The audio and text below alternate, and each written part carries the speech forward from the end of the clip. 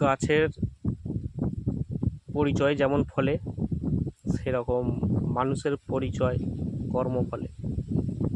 যে জাতি হন না কেন, কর্ম যদি ভালো থাকে, কর্ম যদি ঠিক থাকে, আর কর্ম যদি খুব হাই র্যাঙ্কের থাকে, তবেই আপনার ফল। আর তার থেকে বড় ফল আমি বলছি, মন দিয়ে একটু শুনুন। যদি ভুল হয় ক্ষমা করে দেবেন, আর যদি সঠিক হয় অবশ্যই পাশে থাকবেন। একটা গাছের যেমন ফলে পরিচয়, সেরকম একটা মানুষের কর্মে পরিচয় অনেকে বলে। কারণ বাস্তবে বলে না, আমি ছেলেটা মানুষ করেছি, ছেলেটা চাকরি বাকরি পেয়েছে, খুব ডাক্তার ইঞ্জিনিয়ার, খুব হাই র্যাঙ্কে গেছে।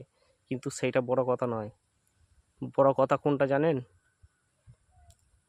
ডাক্তার ইঞ্জিনিয়ার সব কিছুই হয়েছে, কিন্তু বৃদ্ধকালে সে যদি বাবা মাকে দেখে, সেইটাই তার পরিচয়। সে তাতে ডাক্তার ইঞ্জিনিয়ার প্রফেসর হওয়ার দরকার নেই।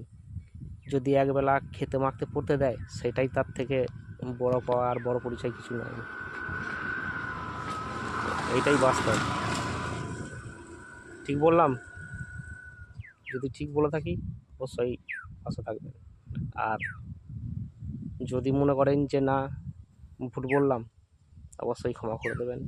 অবশ্যই কমেন্টে করে লিখবেন যে না ভাই, তোমার কথাটা ভুল।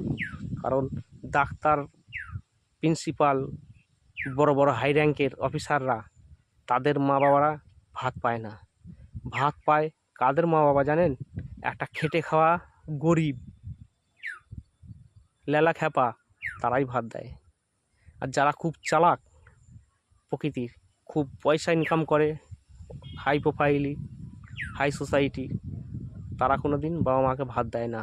কারণ বাবা মা যখন বৃদ্ধ হয়, তখন তারা ভাত দিতে পারে না। শুধু তাদের ছেলে মেয়ে তারা কিভাবে ভালো থাকবে সেই চিন্তাটাই করে। আর একটা গরিব খেটে খাওয়া, সে চিন্তা করে কি, যে না আমিও দুমুঠো খাই, আমার বাবা মাকেও দুমুঠো খেতে দিই। কারণ তারা তোমাকে মানুষ করেছে, এই কথাটা তারা মাথায় রাখে।